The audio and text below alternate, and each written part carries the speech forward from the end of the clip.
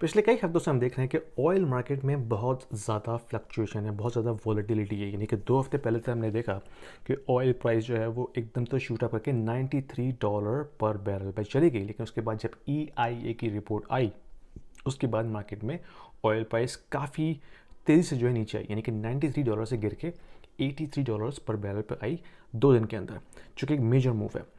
उसकी वजह ये है कि जो EIA की रिपोर्ट है, उन्होंने अपनी फोरकास्ट ये पेश की कि जो अमेरिकन कंज्यूमर्स हैं वो उस तरह से पेट्रोलियम प्रोडक्ट्स कंज्यूम नहीं कर रहे जितना कि लास्ट ईयर कर रहे थे।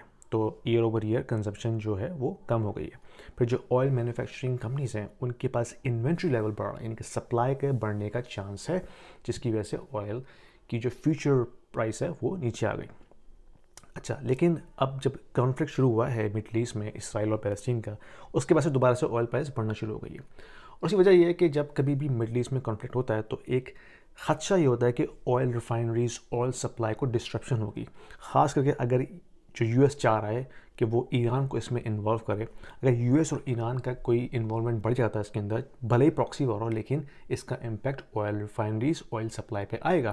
क्योंकि ईरान जो सी चैनल है ना, जहाँ से ऑयल ट्रांसपोर्ट होता है, उसको कंट्रोल करता है काफ़ी हद तक। जो नॉर्दर्न बॉर्डर है वो सारा ऑयल ईरान के पास है। तो अगर ऐसा होता है तो ऑफकोर्स ऑयल की सप्लाई पे इम्पैक्ट आएगा, तो ऑयल प्राइसेस शूट अप करने का काफ़ी हद तक चांस है। गोल्ड दोबारा से बढ़ना शुरू हो गया, क्योंकि गोल्ड भी तब बढ़ता है जब जियो पॉलिटिकल कॉन्फ्लिक्ट्स कभी भी आते हैं। हमेशा हमने देखा है गोल्ड जो है मोस्ट लाइकली बढ़ता है, तो गोल्ड पे भी नज़र रखिए। इसके अलावा जो DXY पे डॉलर की जो स्ट्रेंथ है वो दोबारा से बढ़ रही है। अच्छा, ये बात याद रखिएगा कि जब भी डॉलर एक्सपेंसिव होना शुरू होता है मार्केट के अंदर, that is not a good sign for global economy. वो यूएस के लिए भी गुड साइन टेम्प्रेरी तौर पे तो है, क्योंकि उनकी ऑफ कोर्स इंपोर्ट सस्ती हो जाएंगी, लेकिन इन द लॉन्ग रन ये एक नेगेटिव साइन है ग्लोबल इकॉनमी के लिए। वो क्यों? वो इसलिए कि यूएस से बाहर जितने भी कंट्रीज़ हैं उनका जो फॉरेन डेट है वो यूएस डॉलर में डिनोमिनेटेड है। यूएस डॉलर तब बढ़ता है तो उसके बाद उनकी जो डेट सर्विसिंग कॉस्ट है वो बढ़ जाती है। डेट तो अपनी जगह रखा हुआ है, लेकिन अब उनको मज़ीद येन चाहिए, मज़ीद जैपनीज़ येन चाहिए, चाइनीज़ युआन चाहिए, यूरो चाहिए to pay off the existing date. और जो डेवलपिंग कंट्रीज़ हैं लाइक पाकिस्तान, उनका तो और भी बेड़ा गर्क जाता है, क्योंकि जब उनका डेट पहले जितना था वो अब मज़ीद बढ़ जाता है, क्योंकि उनको मज़ीद रुपीज़ चाहिए in order to pay off the existing debt in US dollar. तो जब भी यूएस डॉलर बढ़ता है तो that causes a lot of trouble in the global economy. तो हमने देखा कि अपनी ये प्रीवियस रेजिस्टेंस लेवल को क्रॉस कर चुका है, जो कि 105 106 के करीब थी।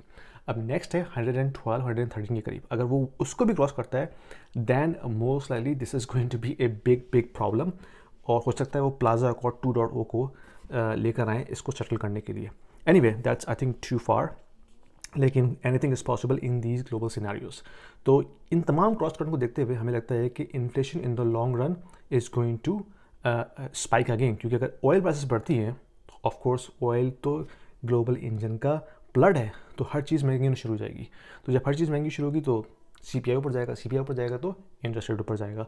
तो मोस्ट लाइकली इन दी शॉर्ट टर्म इन्फ्लेशन के बढ़ने का दोबारा चांस बन रहा है, क्योंकि जो कमोडिटीज़ हैं वो एक्सपेंसिव हो सकती हैं अगर ये वॉर प्रोलॉन्ग होती है। तो anyway, these are the things I am watching right now. Let me know what you think, put your comments down below, और अगर पसंद आई तो लाइक कीजिए, शेयर कीजिए और सब्सक्राइब ज़रूर कीजिएगा। Thank you.